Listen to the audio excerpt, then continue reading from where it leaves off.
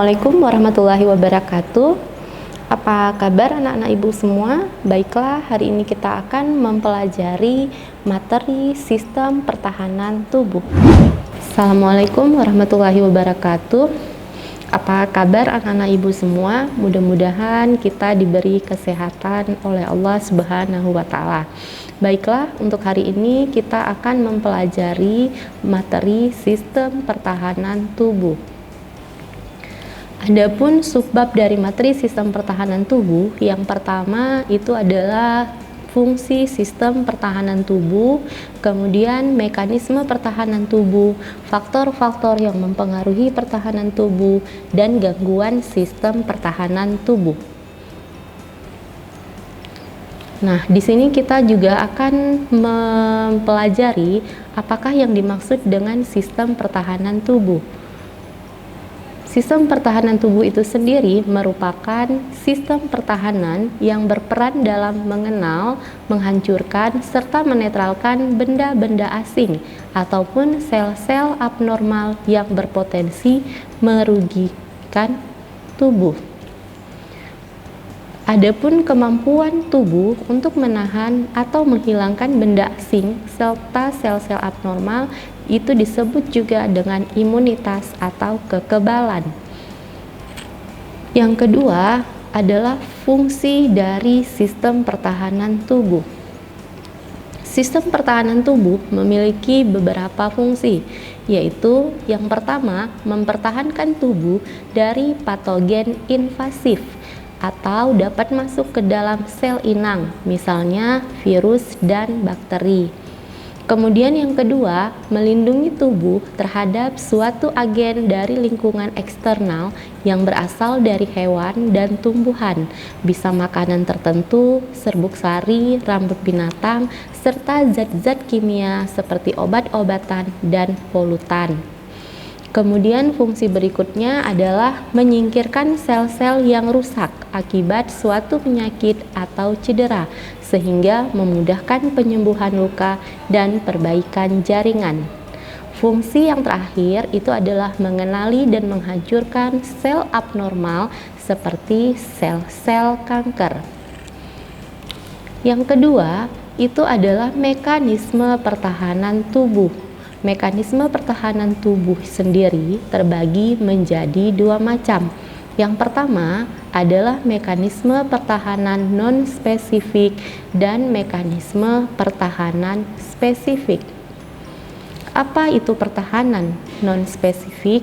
Pertahanan non-spesifik merupakan imunitas bawaan sejak lahir yang dapat melindungi tubuh dan siap mencegah serta menyingkirkan dengan cepat antigen yang masuk ke dalam tubuh. Jenis sistem pertahanan non-spesifik biasanya merupakan pertahanan yang bersifat fisik, kimia, dan mekanis terhadap agen infeksi. Terdapat pada kulit yang sehat dan utuh, kemudian membran mukosa, kemudian cairan tubuh yang mengandung zat kimia antimikroba dan pembilasan oleh air mata. Untuk kulit yang sehat dan utuh, pertahanannya misalnya jika terdapat luka kecil, langsung dapat diatasi oleh respon imunitas kulit. Membran mukosa contohnya itu adalah partikel yang masuk dalam saluran pencernaan, akan dikeluarkan saat kita bersin dan batuk. Kemudian yang ketiga, cairan tubuh yang mengandung zat kimia antimikroba. Contoh di sini itu adalah lisojim yang terkandung di dalam keringat, ludah, air mata, dan ASI yang dapat menghancurkan lapisan peptidoglikan dinding sel bakteri.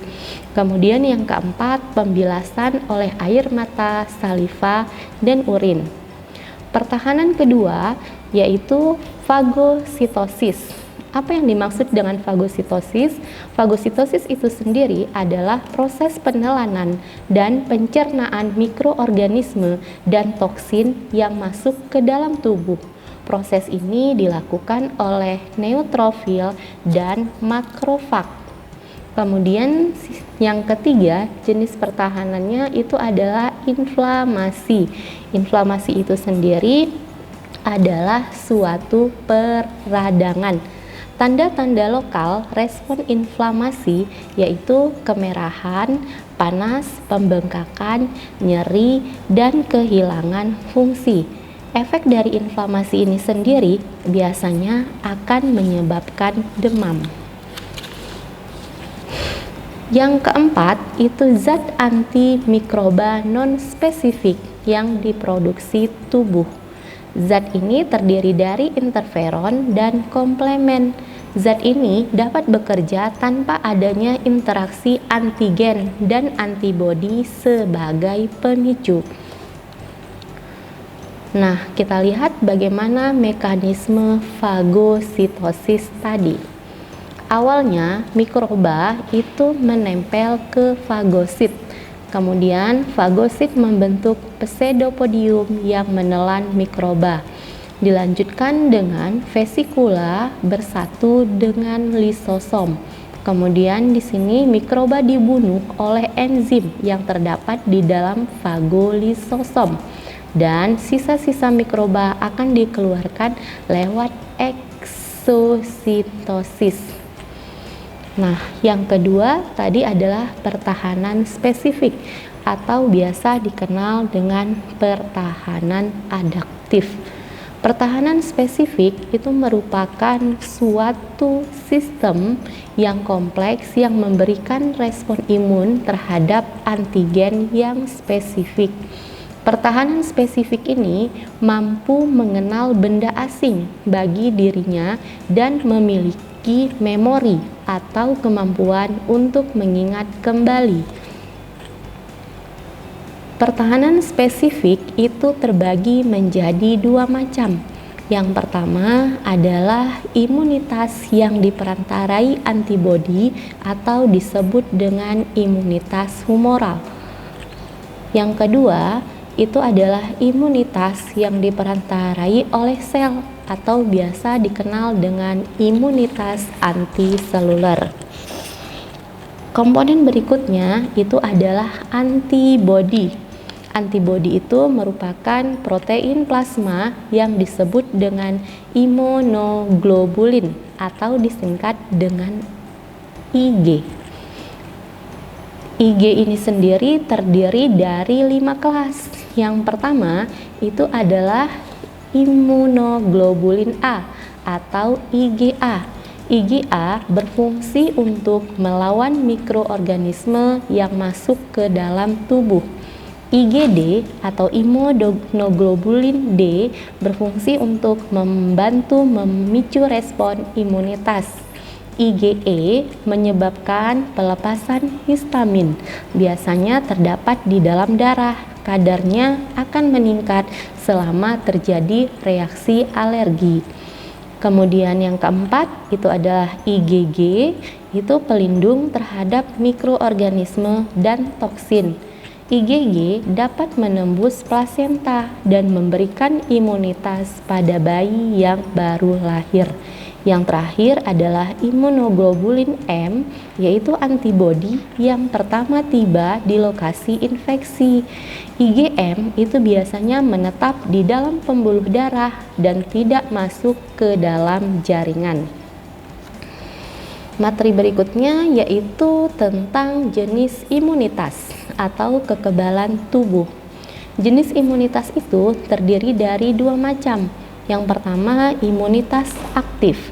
Imunitas aktif ini biasanya dapat diperoleh akibat kontak langsung dengan toksin atau patogen, sehingga tubuh mampu memproduksi antibodinya sendiri.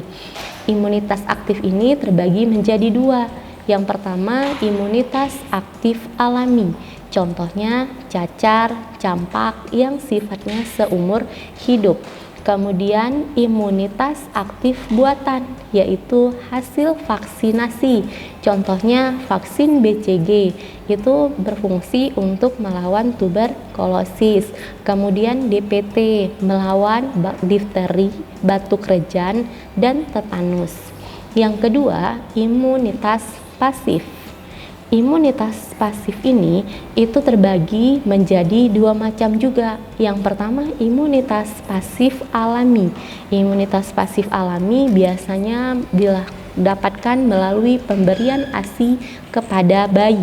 Kemudian imunitas pasif buatan. Imunitas pasif buatan ini itu contohnya injeksi antibodi di dalam serum. Contohnya antibodi dari kuda yang kebal terhadap gigitan ular akan disuntikan kepada manusia agar manusia ini juga kebal dari gigitan ular.